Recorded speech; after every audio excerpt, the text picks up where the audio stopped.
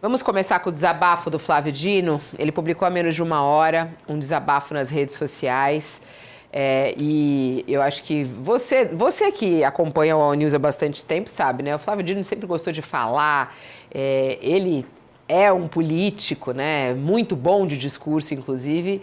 E a gente pode imaginar o quanto para ele não está sendo difícil ficar calado na função como ministro do Supremo Tribunal Federal e ser tão criticado como está sendo neste momento. Então ele foi às redes sociais, a gente consegue abrir já aqui, Lari, obrigada. Vamos lá, Flávio Dino acabou de postar, vou ler aqui na íntegra para vocês. Como já tive a oportunidade de esclarecer, a minha atual função de juiz impede-me de participar cotidianamente de apaixonados debates públicos. Isso inclui suportar calado agressões e injustiças, assistir a distorções monumentais quanto a fatos, acompanhar perplexo a exposição de interpretações absurdas. Em outras funções, podia me pronunciar abertamente, com mais frequência. Agora isso pode acontecer, mas muito excepcionalmente. Faz parte do ônus do meu ofício e assumo tal ônus com gosto, em face da responsabilidade com que exerço a jurisdição. De todo modo, a minha biografia e a minha atuação profissional em 37 anos de serviço público são a minha maior defesa. Tá aqui, ele já começa a receber uma enxurrada de apoio de seus seguidores, o post dele já está com mais de 7 mil curtidas, o pronunciamento. Ontem a gente trazia aqui, ao vivo, o pronunciamento por parte da assessoria de imprensa e agora Flávio Dino falando nas suas redes sociais.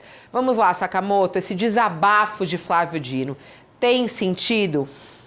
Olha, Fabiola, eu acho que tem sentido sim. O ministro Flávio Dino ele tem sido alvo pelas investigações que estão sendo colocadas, inclusive que levaram todo esse processo, está sendo um alvo de monitoramento, a família dele está sendo alvo de monitoramento, né, por pessoas que são perigosas, né, você tem um esquema, né, lá no estado do Maranhão, desconfia-se, na verdade, né, de até onde esse pessoal pode ir, uma vez que gente envolvida tem até investigação por assassinato.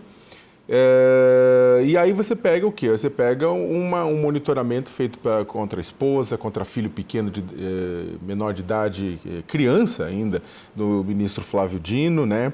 E isso em meio a toda a ação que tem ele como relator, né? Que está julgando este caso, né? Eu já comentei, inclusive, e aí acho que tem vários debates que estão surgindo a partir daí. Eu, sinceramente, acho importante esses debates, eu acho importante vir a público, todo mundo trazer as posições com relação a isso. Eu, como até tinha adiantado ontem, eu tenho uma posição com relação a essa questão que eu defendo na totalidade, de uma forma muito dura, a importância do sigilo de fonte profissional a quem exerce função jornalística. Isso está na Constituição e tem que ser protegido, independentemente se o veículo é de direita, independentemente se o veículo é de esquerda, independentemente se o veículo faz oposição sistemática ao governo ou não, não importa. Isso aí, estou nem aí, tem que ser protegido o sigilo de fonte. Acho que todos nós já fomos colocados contra a parede para revelar a fonte e a gente já nos colocamos várias vezes contrário a isso, resistindo, falando, então manda prender que revelar a fonte a gente não vai revelar.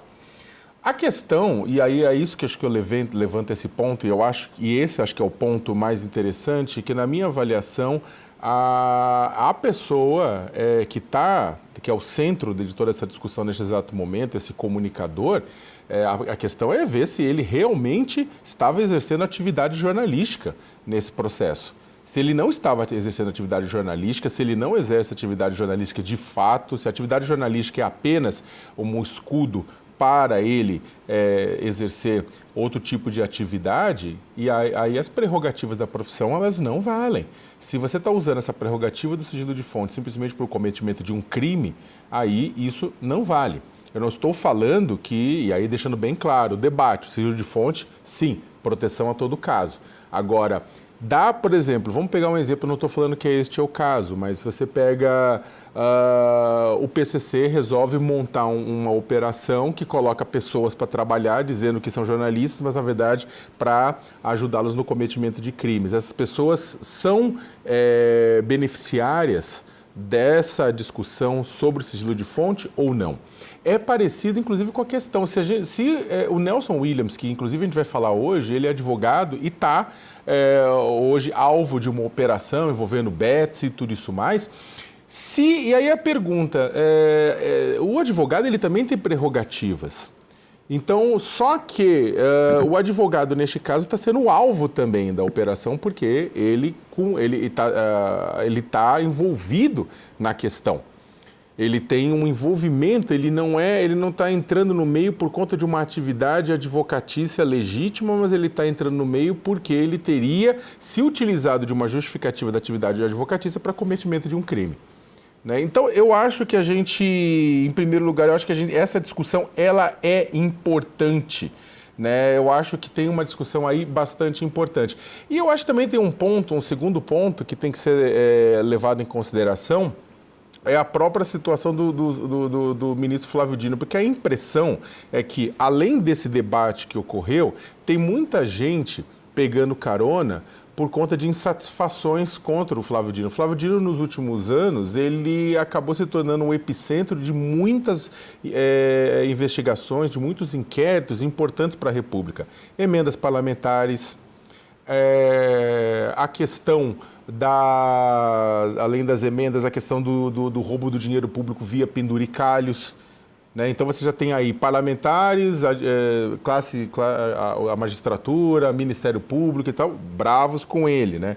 Agora você também tem o quê? A questão de bets. Ele está entrando com algumas posições bastante duras com relação a bets, que também entra e acaba também atrapalhando, uma vez que as bets financiam times de futebol, veículos de jornalismo, políticos, entre tantas outras organizações. Então, no meio de ter esse furdúncio, ele acaba sendo afetado. Só que, e aí, para terminar, é inadmissível, eu acho que tem vários debates, eu não estou criticando quem faz o debate da questão da liberdade de expressão, eu só faço essa avaliação diferente, que eu acho que isso aqui é anterior, é a questão de ver se a pessoa é jornalista ou não, está abraçando o ethos da profissão jornalista ou não, mas a gente precisa tomar cuidado, Fabiola, eu acho que isso precisa ficar de olho, porque esse monitoramento do ministro Flávio Dino é muito grave, envolvendo a família, envolvendo o filho pequeno, envolvendo tudo isso. Isso é uma tentativa de usar poder econômico para tentar acossar a justiça que está fazendo o seu trabalho. Bom, vamos lá. Quero ouvir também o Josias a respeito disso. A gente acabou de trazer aí o desabafo do ministro Flávio Dino, dizendo que vem suportando calado agressões e injustiças.